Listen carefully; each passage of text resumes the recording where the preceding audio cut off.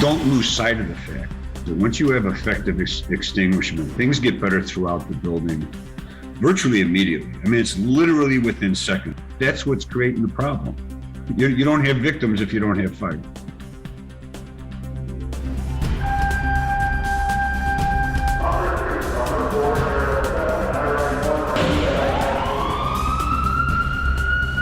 From Los Angeles, this is Code 3, the Firefighters podcast, hosted by award-winning journalist Scott Orr. Code 3 features interviews with leading members of the fire service, discussing firefighting strategy, tactics, and other topics you need to know more about. Now, here's Scott. That's right, and I will not let Parkinson stop me. Thank you for joining me again for another edition of Code 3. This is the show that gives firefighters the information they need in about 20 minutes. Before we get started today, just a note. Although we say that we're in Los Angeles for convenience, we're actually based in Pasadena. That's important because if you've been keeping track of the news, you know there is a fire called the Bobcat Fire in the mountains just north of Pasadena. Right now, the sky around here looks, as more than one person has put it, apocalyptic. It's orange, and if you can see the air, you know the air quality is bad.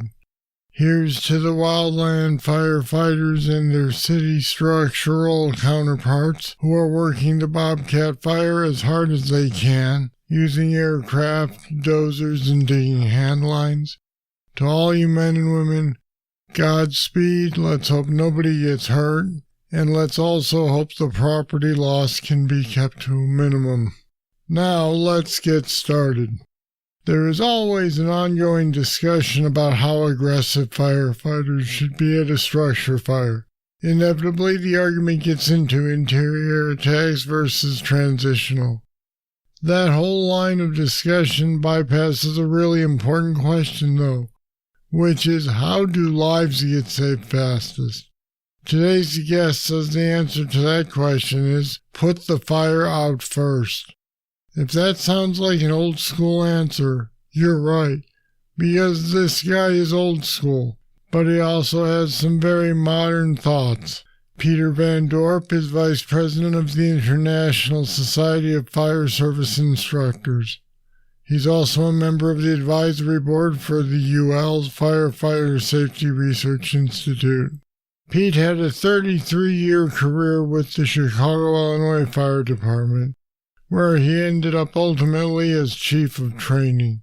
In 2013, he moved to the Algonquin-Lake in the Hills Fire Protection District, where he worked for 5 years as assistant chief and then chief of the department. And Pete Van Dorpe joins me now. Welcome to Code 3. Good morning, Scott. How are you? Doing well, thanks. You wrote an article a while back about mounting an intelligent interior attack. What does that phrase mean?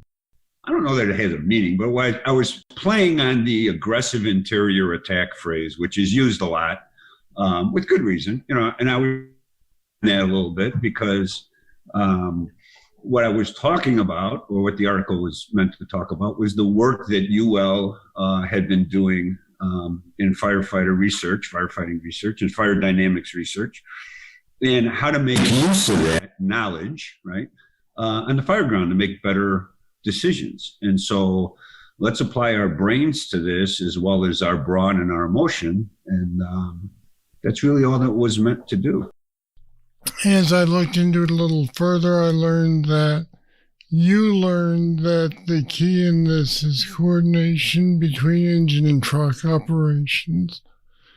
So what should be the mission of the first in engine? Yeah, so that was an interesting thing that I first heard. Just taking that approach to it, right, was this guy that I taught with and worked with. He was my battalion chief for a while, named Ray Hoff, on the Chicago Fire Department. And when Ray was teaching a group of new lieutenants tactics, he would say, okay, what's the mission of the first new engine? And everybody would usually talk about, get water on the seat of the fire, cover exposures, whatever. And Ray says, those are actions. I want to know what your mission is. And all he was trying to do is get guys to broaden their approach to things, right? And he would say is to establish and maintain a means of egress from the building, right? Get a beachhead, okay? I mean, sometimes it's patently obvious. That's where the fire is, go get it. Other times, you really don't know, right? So what do you do in the meantime? Get a beachhead, establish and maintain a means of egress from the building. That allows you, if you got egress, you also got ingress. So that allows everybody else to do their thing. So that was his approach. And then he'd follow it up with what's the mission of the first new truck. And a lot of guys would be talking about forcible entry, ventilation, truck activities. He'd say, okay, that's great. Those are activities. Well, your mission of the first new truck is to support the mission of the first new engine. And his point was everybody's job on the fire ground is to get that nozzle to the seat of the fire. That has to be because if that's not happening, things continue to get more difficult, right? You're not winning until that happens. And it's everybody's job on the fire ground to get that nozzle where it needs to go. Because once that happens, things get easy, relatively speaking. But I noticed that you're saying that putting out the fire comes before rescuing victims. Why is that? That's what's creating the problem. You don't have victims if you don't have fire. And the research is kind of interesting, right? And it's really, we shouldn't be having a debate or a discussion about what's more important, right? I mean, these things have to happen together. And the point is, don't lose sight of the fact that once you have effective extinguishment, things get better throughout the building virtually immediately. I mean, it's literally within seconds. When you turn that engine off, when you turn that poison-producing engine off, the natural convection currents within the building start to clear that building, even prior to ventilation, almost immediately. So you're buying that victim time when you get water on that fire, and that's why it has to be this priority, right? Because that's what does the most good for the most people in the least amount of time is effective water on the fire, and the research is starting to substantiate that. Right? It's not just my opinion. There's numbers behind it now. And we need to inform ourselves about these numbers so we can make better decisions. I don't want anybody to do something because I said so. I want them to figure it out on their own. And that was that intelligent, interior attack approach. Why do you think so many firefighters these days want to debate how to be aggressive instead of learning when to be aggressive and why? I don't know. Is that really the case? I hear it. I hear people say that. The guys I encounter, it's not that. I don't know. I really don't know. I don't that big a debate that there really is so many. I think there's a lot of noisemakers, right? We live in an information age. Anybody with a computer can be an expert, have their own website and all that kind of stuff. So there's some noise being made about it, but when you encounter and engage and train and talk with average Joe firefighter, I don't think there's an issue. I don't think there's a problem. They get it. Especially the younger guys, they get it. They want to know. They want to understand. And it's our responsibility, the older generation, the has-beens, is to provide them with the information they need to make good decisions. That's what we owe them. Yeah, I'm not sure if there's Well, it does seem that when you look at what they say online, which granted is a keyboard and not reality, it's some of the older guys who seem to be saying the young kids today are too cautious. They want to think everything through. I don't know. I think that the time for thinking everything through, I get that where that's coming from, right? The time for thinking everything through is on the training ground and at the kitchen table. The time for action is on the fire ground, right? In essence, we know from teaching leadership and leadership models and decision-making models in emergency situations is that you really don't make a decision on the fire ground. You've made that decision ahead of time through your training, through your education, and you're implementing a series of decisions, and making, alternating between them and all that kind of stuff. But I get where that's coming from, right? Is that you can't pull up on the fire ground and overanalyze things. But there is a time for that. And the time for that is when you're educating yourself and when you're doing your training. Prepare yourself to make that quick decision on the fire ground, and you'll be fine. So I can, like I said, I can get where it's coming from, but I think sometimes it's misplaced. One of the things that I'm fond of harping on is, my dad was a firefighter. And so he was a firefighter from 1959 to 1999. Wow, he saw a lot of changes. Oh, he saw a lot of changes, and they fought a lot of fires without SCBAs. I mean, these are the tough guys we're trying to, that we're supposedly trying to emulate. And, you didn't crawl down that hallway without an SCBA. You had to cool that fire down first, and, you just can't, I'm not taking anything away from them. They were tough son of a guns, but you can't breathe 200-degree air. It's just not. So, a lot of what we're learning is we're relearning what they intuitively knew, right? Fires are hot, stinky, smoky, damp messes. Yeah. And you've got to, and that's an interesting thing, right? Our gear has gotten so good. This aggressive attack, this crawling right up on top of the fire is something we learned to do when we got SCBAs and made it mandatory on the fireground. And it's not a bad thing, but it comes at a cost, right? Is that you get a little divorce from your environment. Just because you can take it doesn't mean that your victims can take it, right? So, I'm doing fine. I'm doing good. I'm being aggressive. I'm getting in there and doing it. But the civilian isn't wearing what you're wearing. So if whatever it is you're doing isn't the fastest way to get water on that fire, you might not be doing the right thing. Speed is so important, with all the caveats about, do it safely, do it deliberately, don't run headlong, head down kind of thing. But speed is important. Effective speed is so critically important on the fireground, especially for that nozzle. That's what has to happen now is water on the fire. The faster you can make that happen, the better things get. Well, I think the phrase is move with a purpose. Oh yeah. I'm fine with, I think sometimes, we overstate all this, how you got to say it. Speed is important. And we understand you have to do it safely and effectively. And you're not doing it. Hurry isn't the same as speed. I think it's implied that moving with a purpose, you're absolutely right, because you don't get any do-overs, right? And I mean, anybody that's had any fireground experience at all has led out to the wrong location, right? Misjudged where the fire was, put themselves in, and undoing that and getting back to where you need to be is extraordinarily difficult and takes forever, right? So yeah, you don't want to be headlong, head down, not paying attention, and end up making a mistake, but you've got to be quick, and you, like you said, move with a purpose. Now, you talk about how dangerous things were for your father's generation, and they were, there's no doubt. But what about the factors that make today's firegrounds a little more dangerous places to be than they were in the past? Yeah, I'll tell you what, their world was more dangerous in the sense that they were undermanned. They didn't have very good equipment, and it was chronically more dangerous. I mean, those guys didn't survive their careers. They were, my dad's still alive, and he's one of the few of his generation. Most of them died in their 60s from cancer and heart attacks and all that stuff because of their exposures. But the challenge that we have today, that the plain, simple, unavoidable fact of the matter is that fire growth and development is faster than ever before. As we've switched our built environment, our lives. I mean, I ask guys all the time, name me something in your house that's not made out of plastic, predominantly, right? And it's hard to come up with, right? Maybe the dining room table, okay, but that's coated in polyurethane, so you got that going. The toilet's probably the last piece of porcelain in your bathroom. Everything else is synthetic. So we're immersed in this petroleum, and it burns faster than ordinary combustibles. And it has more energy. It has more stored energy, higher heat of combustion than ordinary combustibles. So there's more fuel. And then on top of that, we're engineering.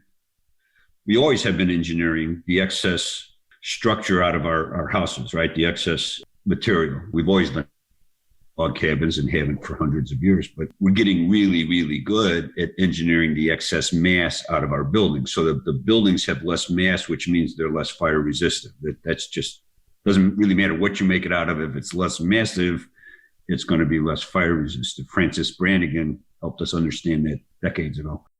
So you got more fuel, less mass, and that means things are going to go to hell in a handbasket just that much quicker. And that's what's making our fire grounds more dangerous. Is it's the environment is less forgiving than it was.